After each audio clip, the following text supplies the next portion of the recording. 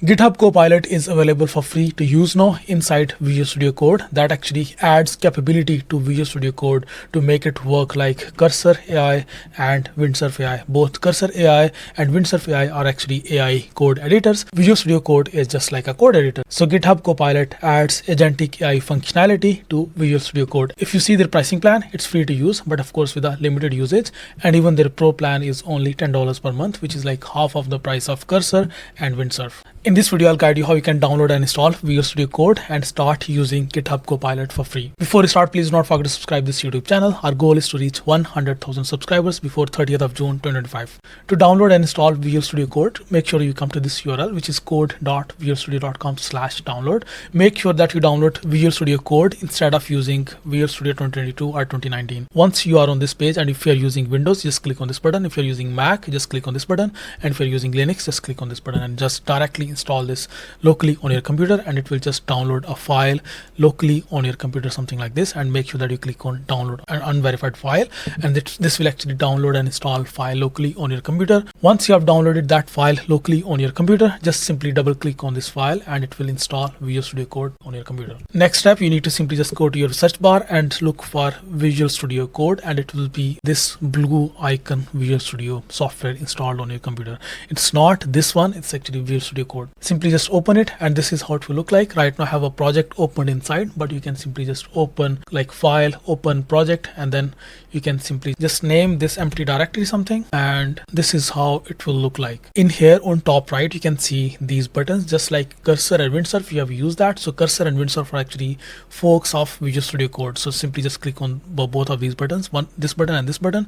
This button will actually bring this terminal, and this button will actually bring this GitHub Copilot window here. When you will open Visual Studio for the first time, the GitHub Copilot will be already installed on your Visual Studio Code, and it will ask you to log in using your GitHub account. If you have not created a GitHub account before, just go to github.com and click on sign up, and just simply sign up using your email and password. After that, you can come back to your Visual Studio and log in with GitHub, and once you are logged in, this is how it will look like. And now you can see you can access GitHub Copilot, and you have access to Claude Sonnet 3.5, GPT-4 Omni, and all other GPT models. You can access these large language models in your free plan, but with a limitation. And if you want to upgrade to a paid plan, you can simply just come to this URL, which is our GitHub Copilot pricing page, and then simply just click on get started, and you can subscribe to this paid plan. To start using GitHub Copilot, you got two options. One option is chat option, where you can actually start a new project maybe, or like start creating new files. And then another option is edit with Copilot. That means you can edit your existing project files that you have opened. So right now I have opened this project. This is actually our best Saskit project. So I'll just open this project first, npm run dev, and then we can run it locally first, and then we'll see that how we can customize this project using GitHub Copilot. I won't create an empty new project. I will like try to edit an existing project with GitHub Copilot. So this is how our project is looking like. Let's just try to change maybe a color of this particular button. Let's just like try with a basic task and see how it works. Please change the text of get started button on hero section of our landing page. Change it to start for free. All right, let's just give this command and see how it works. So now, well, I think, yeah, because actually I selected a .env file, it is actually going to change that .env file. No, it should like have access to the entire code file. No, I'm just going to remove that. Imagine I don't know like how it will work. Do I need to like tag a certain file? It doesn't have that agentic functionality that Cursor and Windsurf have. All right, so I need to now give it that particular file that it will actually change. All right, so right now it is just scanning my page.tsx file, and it is going to make some edits. Let's see how it works. So the reason why actually I'm starting like using an already created project, because I did not want to like create an empty project and then like create a basic to-do list app.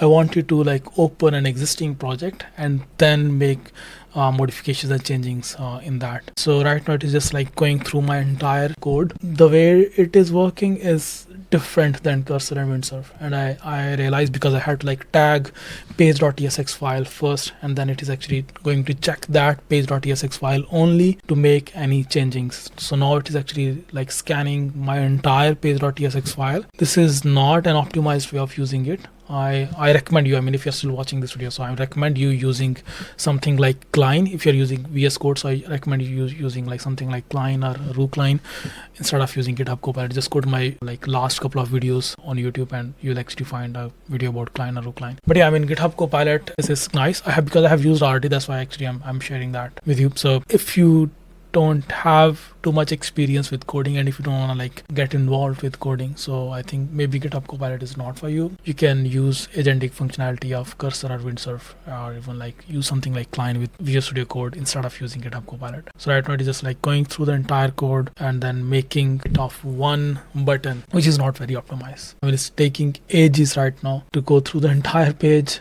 and trying to make that change. I will still go. I mean, if I have to compare this with Klein or Cursor or Windsurf, I will go with Cursor or Windsurf, because in fact, like my really good experience is with Cursor actually. So I'll go with Cursor. Yeah, so it had to make a change on this button and then it scanned the entire file, and the way it works is different than the way Cursor works. So yeah, I just to like change one text, like I kept waiting for 3-4 minutes.